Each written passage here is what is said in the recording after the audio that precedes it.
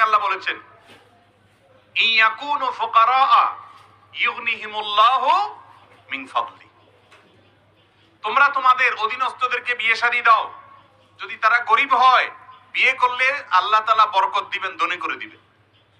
ওমর রাদিয়াল্লাহু তাআলা আনহু বলেছেন, আজাবান লিমান তালাবাল গিনা মিন গায়রি নিকাহ, ওই ব্যক্তিরে দেখে আমার খুব আশ্চর্য হয় যে ধনী হইতে চায় অথচ বিয়ে করে না। তার মানে বিয়ে করলে কি হবে? আর আমাদের দেশে এখন অভিভাবকরা সবাই ছেলে মেয়েকে বিয়ে দেয় না, কয় আগে নিজের পায়ে দাঁড়া। আরে ভাই, সে কি আরেকজনের পায়ে দাঁড়ানো আছে নাকি? বলে যে নিজের পায়ে দাঁড়া। এই নিজের পায়ে দাঁড়ানোর এটা ব্যাখ্যা দিয়ে শেষ করা কঠিন। কারোর মতে মাসে 1 লাখ টাকা কামাইলে তারপরে নিজের পায়ে দাঁড়ানো হলো, কারোর মতে সরকারি একটা চাকরি পাইলে তারপরে নিজের পায়ে দাঁড়ানো হলো। এভাবে করতে করতে বিবাহ দেরি করে। বিবাহ দেরি করলে সমাজে জেনা বাড়বে না কমবে?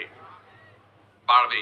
ভালো করে শুনে রাখেন মুরব্বীরা, নিজের ছেলেকে মেয়েকে সময় মতো বিয়ে দিতে যদি গড়িমসি করেন, তথাকথিত পায়ে দাঁড়ানোর অপেক্ষা করে, মনে রাখবেন ছেলে মেয়ে যদি দেরিতে বিয়ে দেওয়ার কারণে আকাম কুকাম করে গুনাহে লিপ্ত হয়, আপনারা দায়ী থাকবেন মুরব্বীরা, অভিভাবকরা।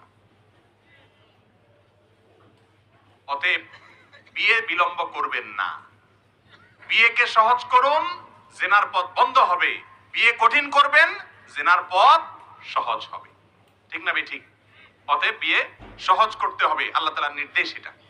তবে হ্যাঁ, একেবারে যদি কোনো ক্ষমতা নেই স্ত্রীর ভরণ পোষণ দেওয়া, তাহলে সে রোজা রাখবে যুবক। কথা বুঝে আসছে? কিন্তু কোনো মতে যদি ডাল ভাতের ব্যবস্থা করতে পারেন, আলহামদুলিল্লাহ। অনেক মেয়ে আছে যারা কোন রকম বেঁচে থাকার উপায় পেলে তারা খুশি, আলহামদুলিল্লাহ। খুঁজে সেরকম দিনদার মেয়ে বের করবেন এবং অল্প উপার্জনে আল্লাহ তাআলা বারাকা দিবেন ইনশাআল্লাহ। এই জন্য বিয়ে দেরি করা উচিত না।